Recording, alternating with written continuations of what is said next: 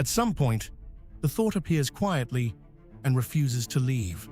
Maybe it came after a birthday. Maybe after seeing someone younger move faster than you expected. Or maybe it arrived on an ordinary evening when nothing special happened. Yet something inside felt slightly out of place. The thought sounds simple. Is it too late for me? It does not shout. It settles in the background. And from there, it begins to color everything. You look at your work and wonder if the window for change has already closed. You look at your body and notice that recovery takes longer than it used to.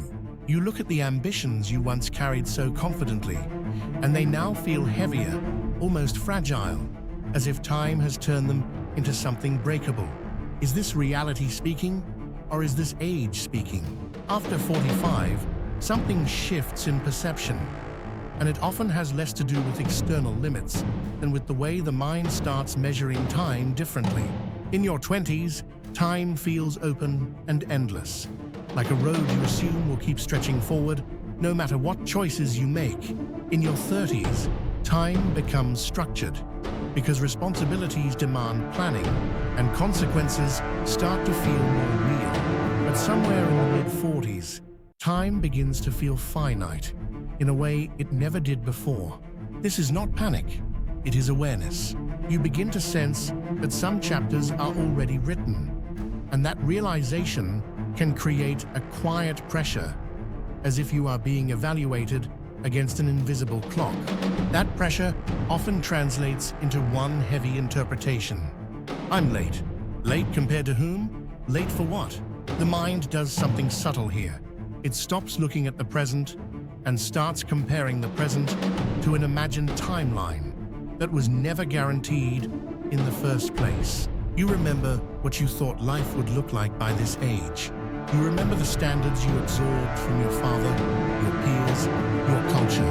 And when reality does not match that internal blueprint, a gap feels like failure.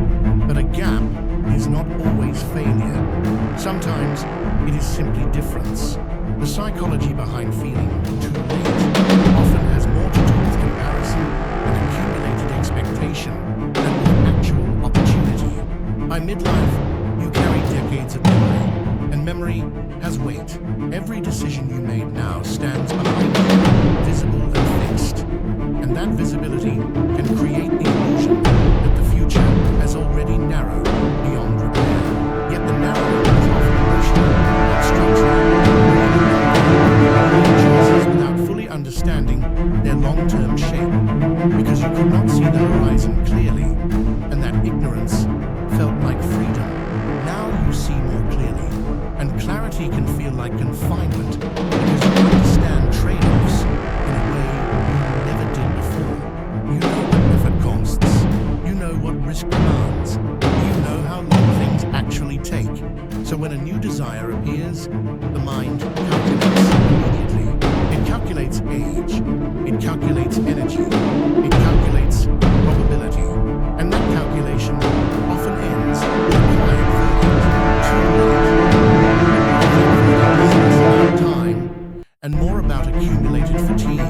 After many years of responsibility, a man often carries invisible exhaustion that does not show on the surface, and exhaustion can disguise itself as realism. It sounds rational, it feels mature, it even feels responsible.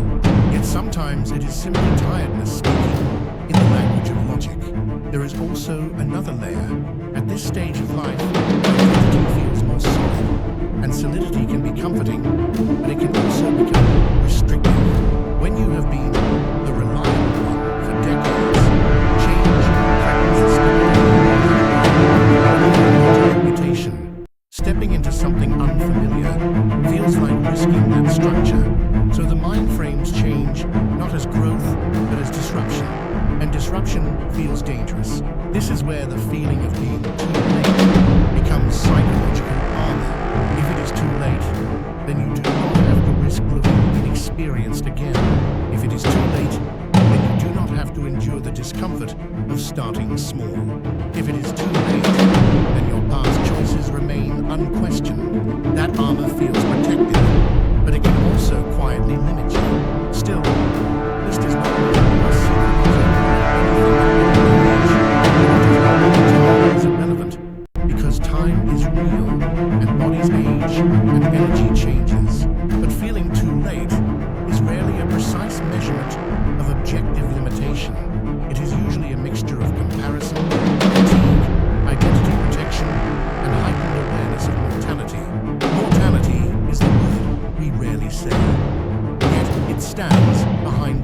thought. At some point, you realize that life is not infinite, and that realization can create urgency, but it can also create paralysis.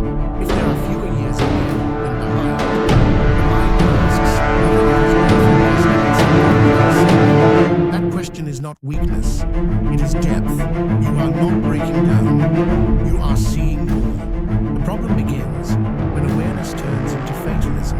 Fatalism whispers that the trajectory is fixed. It suggests that the shape of your future is already decided because your past is already written. But the past is information, not a prison. It shows patterns, it shows strengths, it shows costs, it shows what mattered enough for you to choose it repeatedly. That knowledge can feel heavy, but it is also a form of clarity that younger versions of you possess. The feeling of clarity and focuses only on lost options. Yet every age loses certain options while gaining others. In youth, you had flexibility, but little leverage. Now you may have less flexibility, but you have leverage, perspective, and a deeper understanding of your own thresholds.